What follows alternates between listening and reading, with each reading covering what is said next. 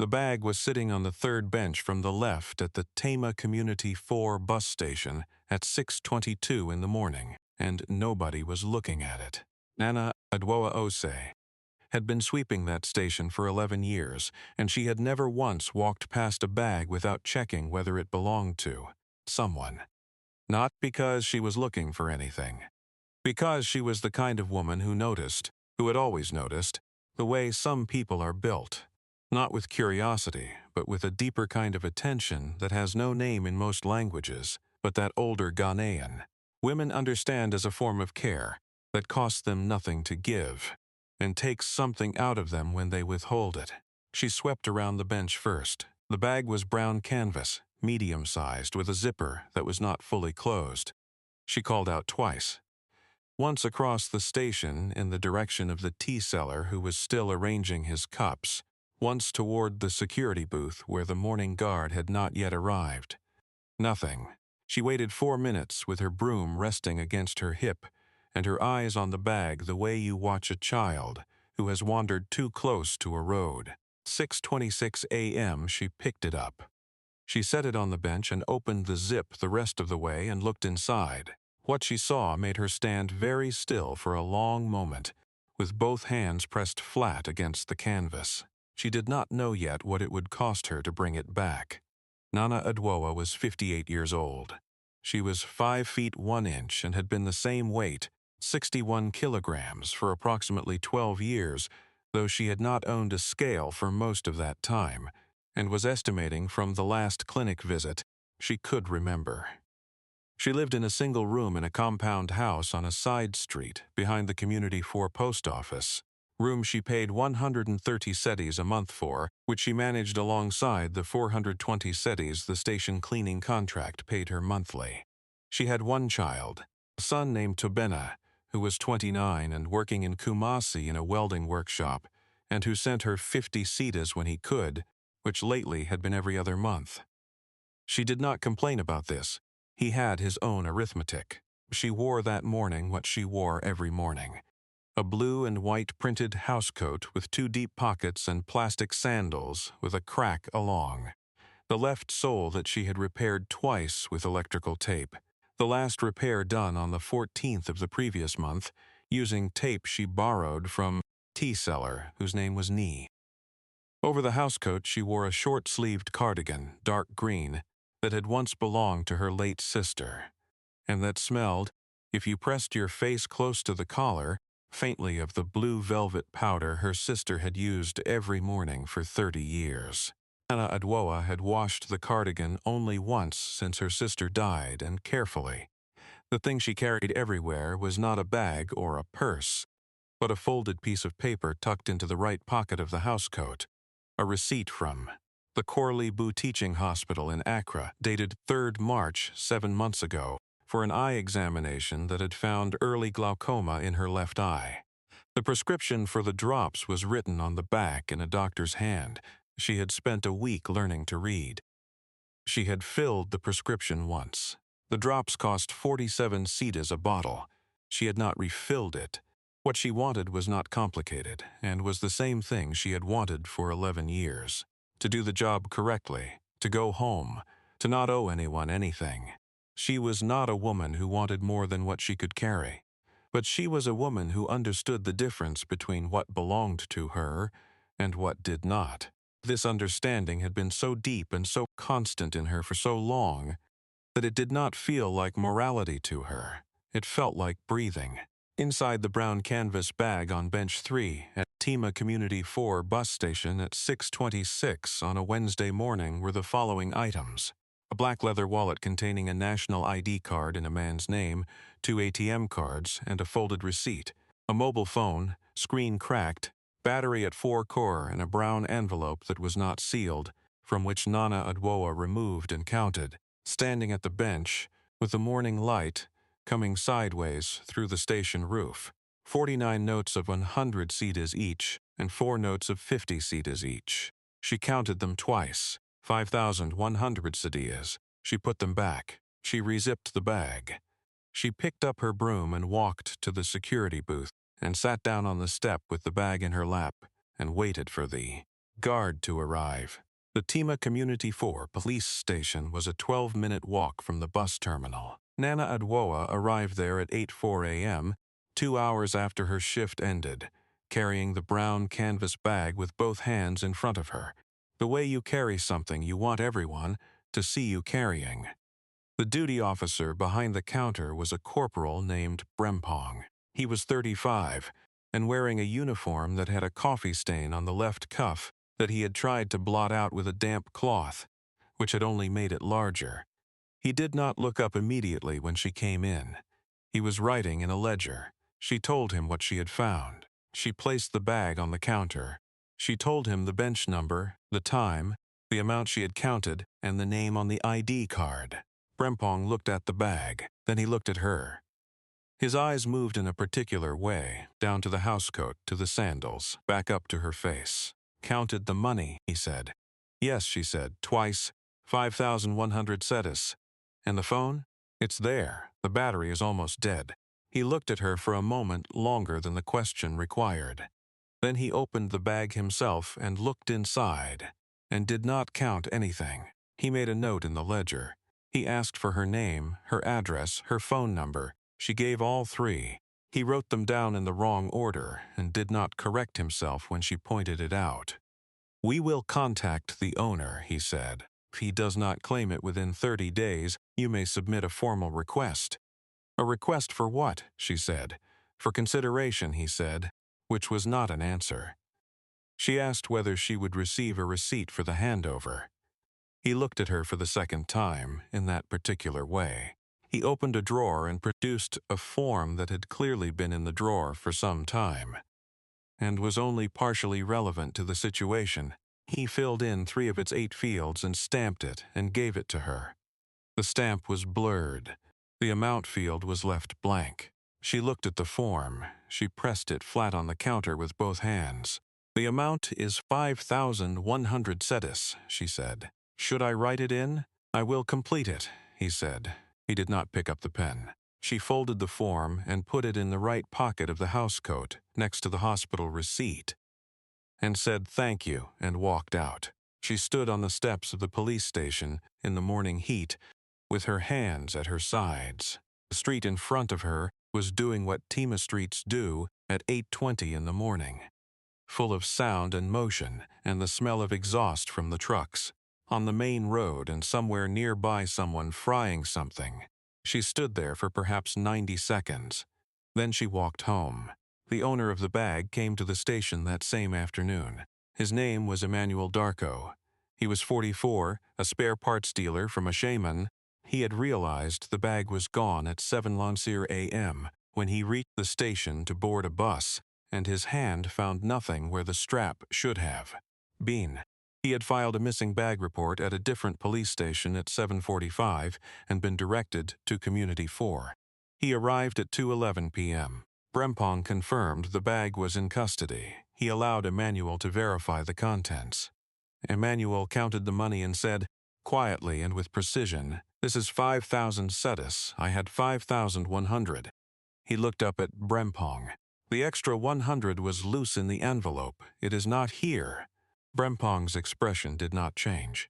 Emmanuel Darko was the kind of man who had learned to be very careful about what he said in rooms that had uniforms in them. He said, "The woman who brought it in, is there a way to contact her?" "We have her details," Brempong said. "Can I thank her?" "You may leave your contact information, and I will pass it along," Brempong said. Emmanuel wrote his number on a piece of paper and left it on the counter. He collected the bag. He walked out of the station carrying something heavier than 5,000 cedis and lighter than what he had walked in, expecting to find. Brempong folded the piece of paper with Emmanuel's number. He put it in the same drawer as the form templates. 3 days passed. Nana Adwoa heard nothing. She completed her shifts on Thursday and Friday and swept bench 3 on both mornings with the same attention she gave. Bench, because a bench is a bench and her job was the job. She did not go back to the police station. She had the form in her pocket with the blank amount field and the blurred stamp, and she understood what it meant and what it did not mean. She filed this understanding alongside the other things she carried. On Saturday morning, she was at the station at her usual time, 5:58 a.m., when Nee the tea seller, who arrived at 5:45 every morning, and therefore saw everything worth seeing, called to her from his table. "Someone was here yesterday looking for you," he said. "He came twice. Said he wanted to find the woman who brought in the bag." She set her broom down against the nearest post. "What did he look like?" Nee described Emmanuel Darko with reasonable accuracy. The height, the dark jacket, the way he held himself. He said the man had left his number with the fuel station attendant next door, who had written it on a petrol receipt. Nana Adwoa held the receipt. She looked at it for a moment. She put it in the left pocket of the housecoat, the one that did not have the hospital receipt. She finished her shift. She swept all 11 benches in the correct order. She wiped down the 2 steel barriers near the gate. She collected the waste bin liners and tied them, and left them in the designated area at the side of the building. She signed the attendance sheet. She walked to the tea seller's table and bought 1 cup of tea for 2 cetus and stood drinking and looking at the street. Then she took out the petrol receipt and called the number. This story is already sitting in your chest, the way I think it is. The blank amount field, the folded paper in the drawer, stay with me. Because what happens when Emmanuel Darko answers that phone is something that does not go the way either of them expected. Emmanuel answered on the second ring. She introduced herself. He said, "Madam, I have been looking for you since Wednesday. Please, where are you? I want to come to you now." "I am at the station," she said. "I am here every morning." He arrived at 10:14 a.m. Gray Nissan pickup truck with a cracked side mirror on the passenger side and a sticker from a spare parts distributor in a Shimon on the rear window. He was wearing the dark jacket Nee had described. He got out of the truck and walked to her directly. No scanning of the station, no hesitation, as though he had a picture of her in his mind from a description he trusted. He stood in front of her and said, "You brought back my bag." "It was on bench 3, she said. "I could not reach you through the station." He looked at her for a moment. "I know," he said. He did not say anything more about the station. "The 5,000 is my son's school fees. University of Professional Studies, first year. I was taking it to deposit that same morning." He paused. "When I reached the station and the bag was not there, I thought—" He stopped. He pressed his hands together. "I thought the morning was gone." She did not say anything. She looked at the bags under his eyes, the particular quality of tiredness that comes from a night when sleep is not available to you because a number keeps running in your mind. "I want to give you something," he said. She shook her head slowly. "You do not need to give me anything, madam." He said it the way you say a word when you mean more than the word. "You walked to the police with 5,100 cetus in someone else's bag. There was 100 missing when I collected it." He looked at her steadily. "I know where the 100 went. It did not go with you." The silence between them lasted perhaps 5 seconds. Nana Adwoa pressed the pocket where the hospital receipt was, not reaching in, just pressing. "I know," she said. "I want to give you 200 sedatives," he said. "For the morning, for the walk." She looked at him. "Keep your money for the fees," she said. He looked at her for a long time. Then he said, "Do you have a phone that works well?" The question surprised her. "Mine is old," she said. "It works." He reached into the truck and produced a phone, a Samsung, a year old, screen intact, charger still coiled around it. "My daughter was upgrading," he said. "It is clean. I was going to sell it." He held it out. "Please take it. It is not from gratitude.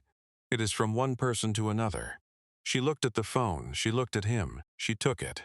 "There is a woman named Abena Mensa who has sold second-hand clothes from a table at the far end of the Community 4 market for 19 years. She is 67 years old, and she knows the station the way the station does not know itself, who sweeps and who does not, who was supposed to sweep and delegated it, which security guard lets the Trotro touts park, where they shouldn't in exchange for what.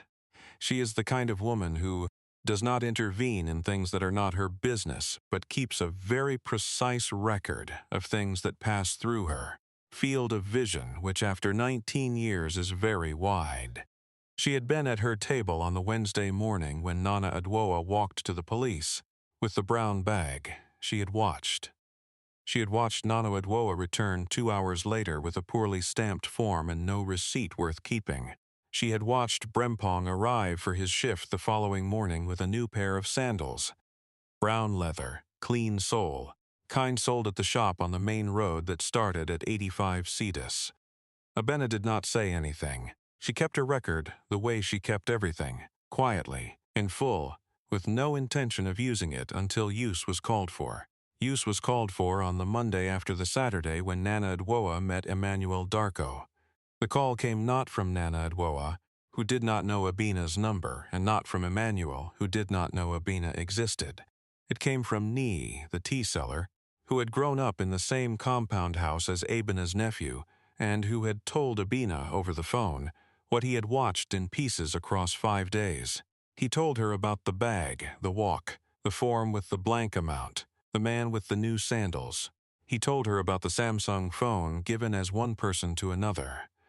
Abena listened to all of it with the phone pressed to her ear and her eyes on the bolts of fabric on the table that she was refolding while he talked.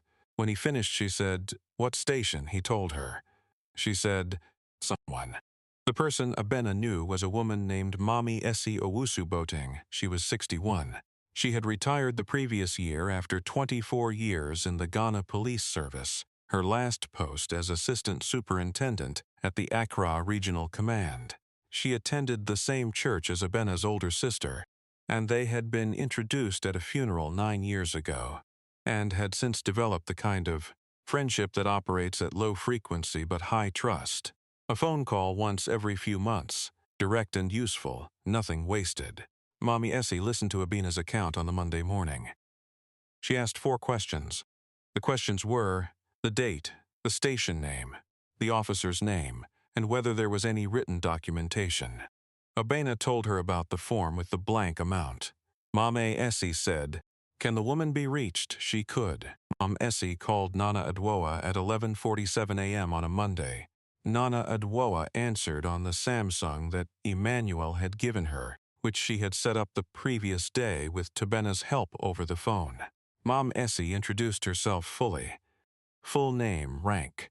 The word retired said without embarrassment because she understood that the word was not diminishment. She explained what she had been told. She asked Nana Adwoa to confirm. Nana Adwoa confirmed. She was standing in her room by the window because the reception was better there. She told the story in the same order she had told it at the police station. Bench number, time, amount counted twice, the name on the ID card. She told it without emotion words because it did not need them. She described the form with the blank amount field and the blurred stamp. She said, "Still have it. Please keep it," Mame Essie said. 3 days later, Mame Essie Owusu Boateng submitted a formal complaint to the Tema District Police Command on behalf of Nana Adwoa Ose, citing mishandling of a found property submission and suspected misappropriation of funds in custody. The complaint included Nana Adwoa's testimony, Emmanuel Darko's written statement. Emmanuel had driven to Mame Essie's house in Ashaiman on the Wednesday and given it in person, quietly and without theater, and the form with the blank amount field, which Mame Essie had photographed from 7 angles. The complaint did not move slowly. A retired assistant superintendent's letter to a district command has a particular weight that cannot be managed from a duty officer's drawer. Internal review was opened within 48 hours. Corporal Brempong was placed on administrative suspension on the following Monday while the review was conducted. The new sandals were noted in the incident report, which Mai Essie had not mentioned and did not need to. Ni had described them to Abena. Abena had mentioned them once to Mame Essie in passing. Things that are noted once by the right person do not disappear.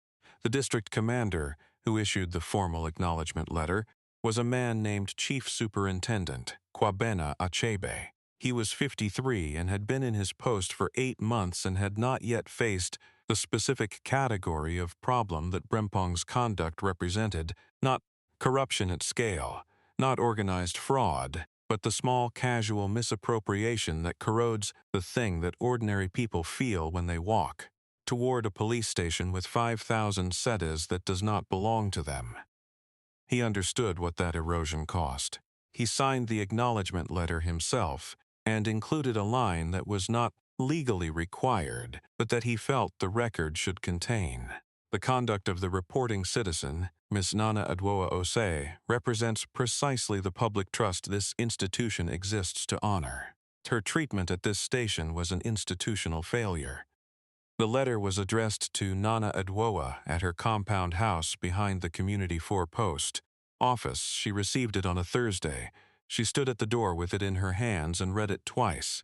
The second time more slowly. She did not frame it.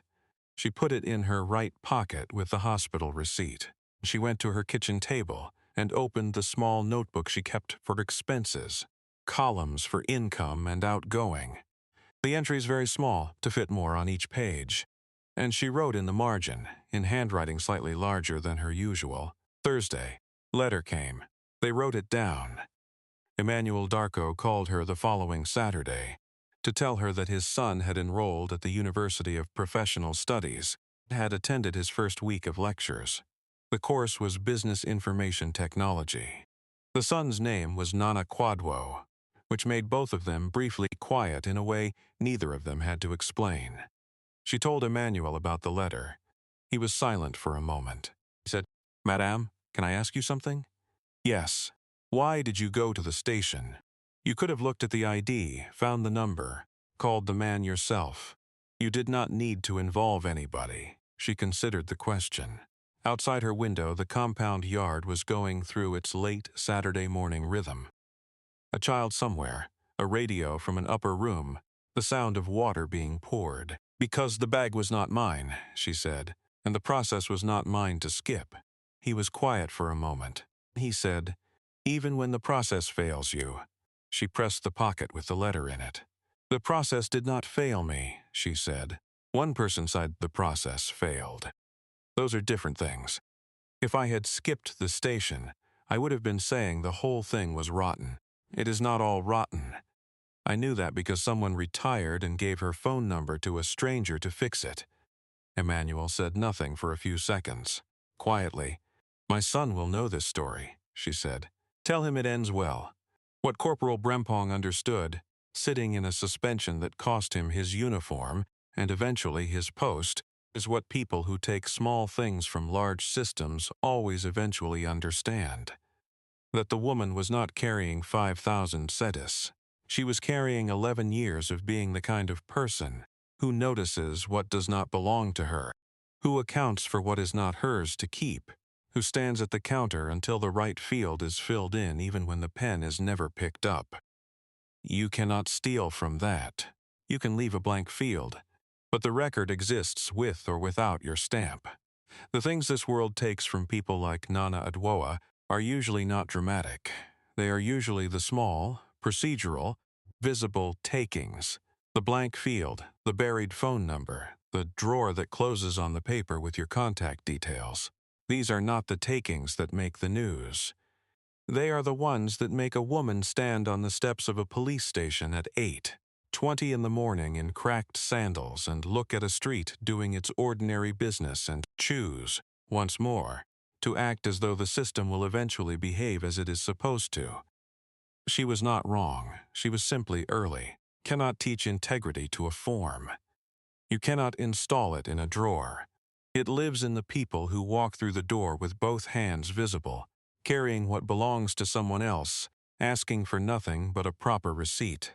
The world does not always receive them well on arrival, but it tends, over time, to learn their names. The people who think they are managing what passes through their hands are often, without knowing it, being watched by someone who has been at her table for 19 years.